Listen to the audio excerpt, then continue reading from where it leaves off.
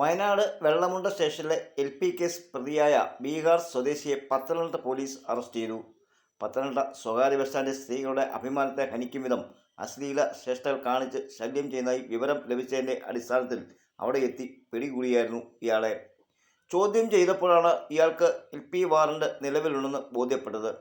Bihar symbol ജില്ലയിൽ ലോക്നാഥ്പൂർ post office പരിധിയിൽ ഉദയ് സർദാർ മകൻ വിജേന്ദ്രകുമാർ 30 സ്ത്രീകളെ ശല്യം ചെയ്തതിന് വെള്ളിയാഴ്ച വൈകിട്ട് 7:10 അറസ്റ്റിലായത്.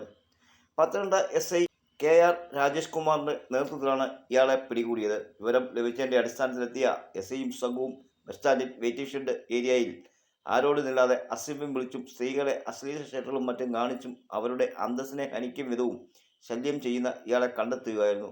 പിടികൂടി ചോദ്യം ചെയ്ത ശേഷം അറസ്റ്റ് ചെയ്തു. സ്റ്റേഷനിൽ എത്തിച്ച് കേസെടുത്ത ശേഷം വിശദമായി ചോദ്യം ചെയ്യലും മറ്റും അന്വേഷണം നടത്തിയാലും യുവാവ് വയനാട് വെള്ളമുണ്ട സ്റ്റേഷനിൽ 2013 രജിസ്റ്റർ ചെയ്ത കവർച്ചാ കേസിൽ പ്രതിയാണെന്ന് തിരിച്ചറിഞ്ഞു.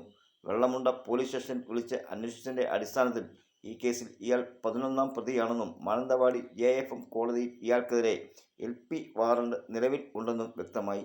കേസിൽ കോടതിയിൽ ഹാജരാവാതെ ഒളിവിൽ കഴിഞ്ഞ് വരികയാണെന്നും മനസ്സിലായി.